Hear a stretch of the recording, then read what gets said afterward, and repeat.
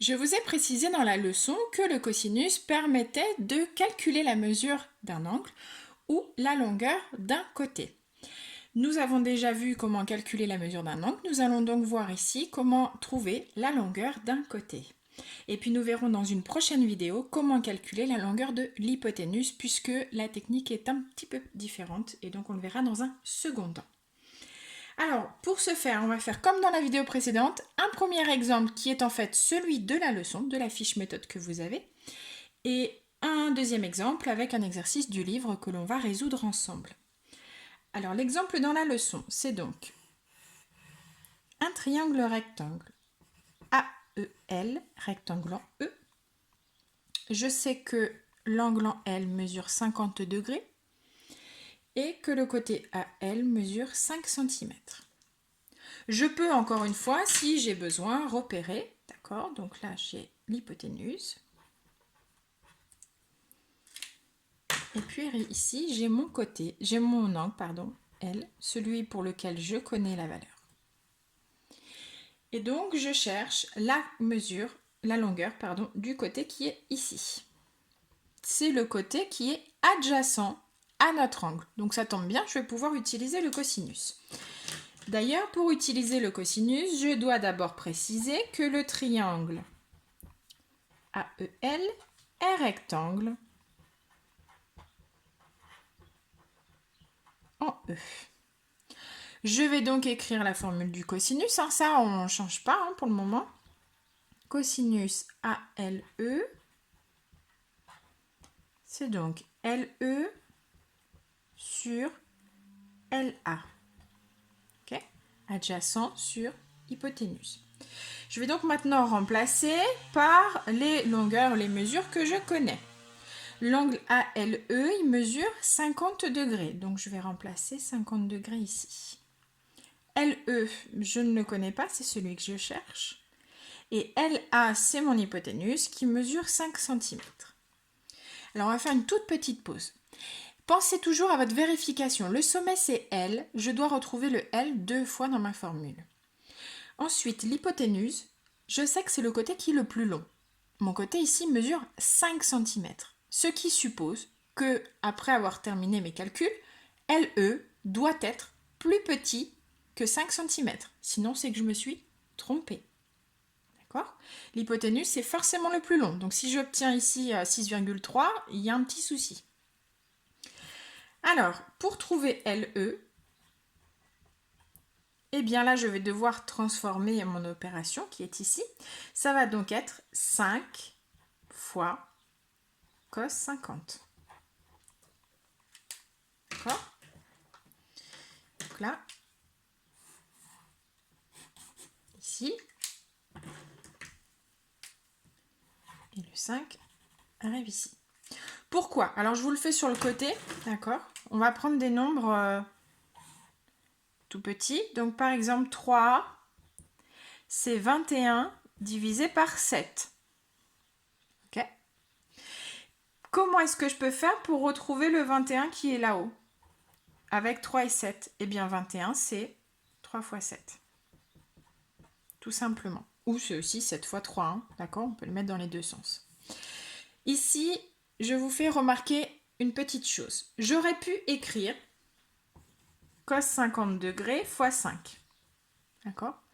Sauf que on préfère écrire dans ce sens-là, puisque les choses sont beaucoup plus claires. Ici, il faudrait rajouter des parenthèses pour être certain de ne pas se tromper. Même si, en général, il n'y a pas trop de doute possible, il reste quand même une part de doute qui peut vous être gênante, qui peut vous être gênant plutôt, pour la suite dans vos exercices. Donc pensez toujours à mettre le nombre devant. C'est une convention d'écriture, on va dire. Voilà, donc là, on a notre calcul. On prend donc sa calculatrice. Il suffit, alors là c'est encore plus simple, de faire 5 fois, on appuie sur la touche cosinus directement et on tape 50. Je pense à refermer ma parenthèse, c'est un réflexe qu'il faut que vous preniez si on a besoin pour la suite de rajouter des calculs. Donc 5 fois cos 50, ça me donne encore une fois un résultat qui n'est pas juste. J'ai donc environ 3,2139, etc. J'arrondis ici au dixième près. C'est donc environ égal à 3,2 cm. Voilà. OK? On va donc faire un deuxième exemple. On va prendre l'exercice 2, page 342. Ici, page 342. Donc même chose, hein, n'hésitez pas à faire pause sur la vidéo, le temps de prendre votre livre, de vous mettre à la bonne page, si vous voulez suivre. Donc dans l'exercice 2, on me demande de calculer la longueur des deux côtés. Bon, moi je vais en faire qu'un seul hein, pour la vidéo, elle sera déjà suffisamment longue. Alors, on est parti. A, B, C. Ici, j'ai 35 degrés. Et je sais que BC vaut 9 cm. Voilà. Donc, je peux encore une fois repérer. Donc, moi, je prends le temps de le faire à la vidéo hein, pour aider ceux qui en ont le plus besoin. Si vous êtes à l'aise, encore une fois, pas besoin de passer par là. J'ai mon angle ici qui mesure 35 degrés. Et donc, le côté qui est collé à l'angle ici, ça va donc être notre côté adjacent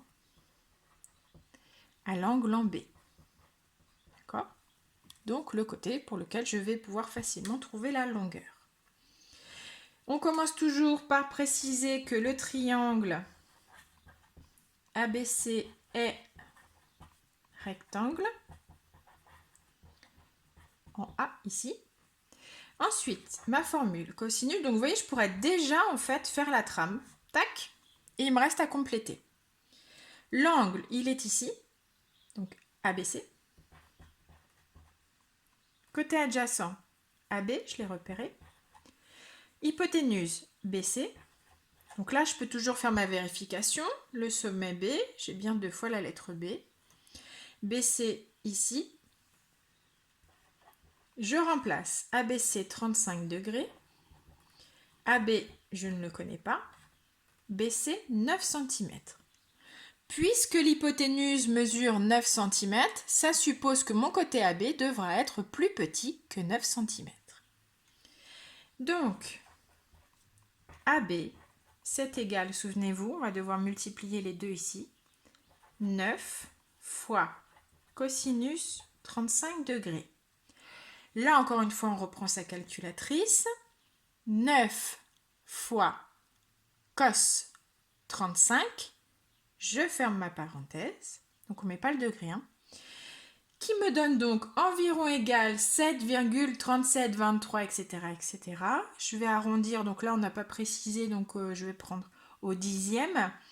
Ce qui me donne donc, comme c'est 7,37, ça devient 7,4 cm. Qui est bien plus petit que 9. Voilà, à vous de jouer!